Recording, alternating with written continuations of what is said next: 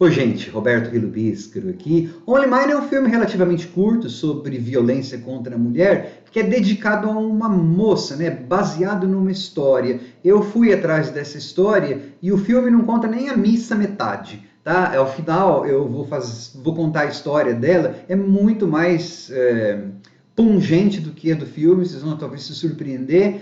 E eu vou aproveitar, junto com contar a história, fazer um spoilerzinho, porque eu quero comentar algo, mas eu aviso quando chegar essa sessão, tá? Antes disso, eu gostaria de convidá-los a se inscreverem no canal Robertando, curtir os vídeos, compartilhá-los, eu agradeço. É uma garota de 19 anos, Julie, que ela é descendente de índios, Native Americans, e se envolve com um policial branco, um pouquinho mais velho que ela, tal. E logo esse policial mostra que ele é um cara super possessivo. Os dois primeiros atos do filme, eles têm uma pegada muito realista. Eu achei muito legal, embora não seja assim um grande filme, mas a maneira como ele vai aos poucos podando aquela moça. Tem uma conversa que ele tem com ela que ele está segurando um ancinho. Isso aqui é mais ameaçador do que isso. E também como ele é um policial e é branco, né? A palavra dele acaba tendo mais peso que a dela. Então a comunidade acaba virando as costas contra ela. Aquela menina, e uma menina, né? Ela vai se vendo sozinha. E o realismo do filme, ele acaba sendo até colocado para cima, né? Reforçado, porque tem um dado estrutural que é muito interessante. Ele é feito como se fosse partes dele, é feito como se fosse um daqueles documentários de reconstituição de crime. Você tem as próprias personagens falando como se estivessem falando para um documentarista, como se estivessem dando uma entrevista. Você tem a história do filme, só que vai parando para essas personagens vão dando seus pequenos depoimentos, né? E isso até acaba tornando mais suspense, porque você fala, nossa, será que ela morreu então? Né? Geralmente os documentários são sobre isso. Então é um clima mais realista. No terceiro ato, que tem a conclusão, aí ele vira uma coisa mais Lifetime, tá? Fica mais explosivo, e eu achei que aí, então, estruturalmente, ele tem esse probleminha, né? Que não dá pra gente fechar os olhos com relação a esse problema, foge do tom, assim, vai para uma vibe meio de oração indígena que dá certo, tal, enfim, vocês vão ter que assistir. Mas de forma geral, ele entretém e ele é útil, acho, uma parte dele para mostrar essa parte dos relacionamentos tóxicos, né?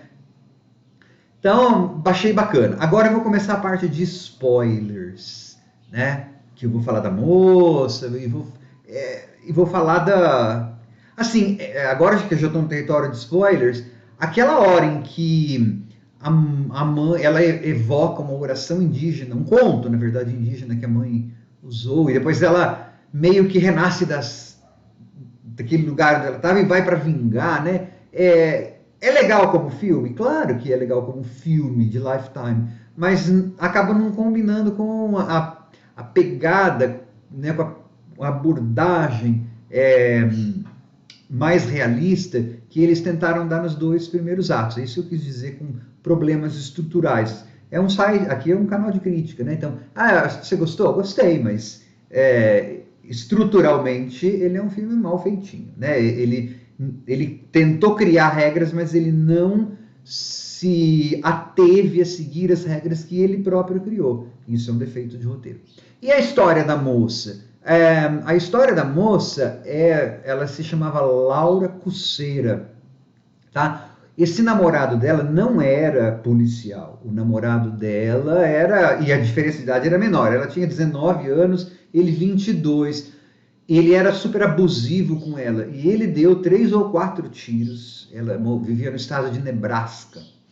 Ele deu 3 ou 4 tiros e deixou realmente essa Laura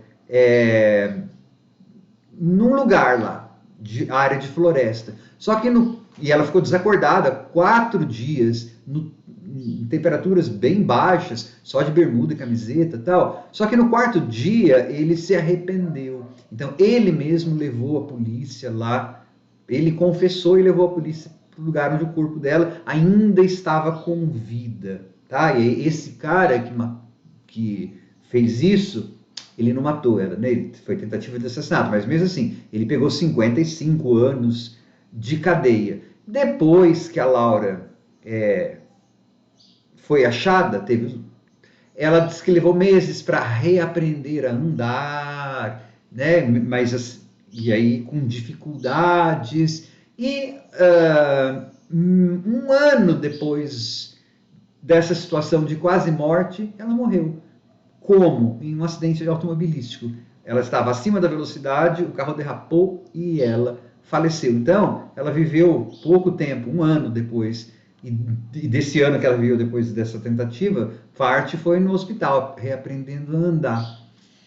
Quando eu pesquisei a vida dela e aprendi que ela morreu novinha, né, 20 aninhos, num acidente de carro, porque ela estava acima do limite da velocidade, eu me lembrei que no filme, no começo, a maneira como a personagem Julie, né, no filme a Laura chama Julie, entra em contato com o policial porque ela era constantemente parada pela polícia porque ela ia acima da velocidade, né? Sabe que me incomodou um pouco eles terem usado isso? Sem terem contado toda a história da Laura, a gente não sabe.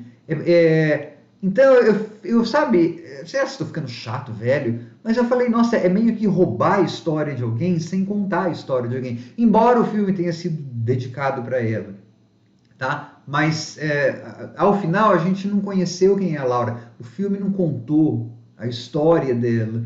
Parece que sugou o que era importante para um filme. Então fiquei com sentimentos meio mistos com relação aos caráteres meio exploratórios, exploitive do filme. Mas tudo bem, né? Fazer o quê? Tá lá na Netflix. Tchau.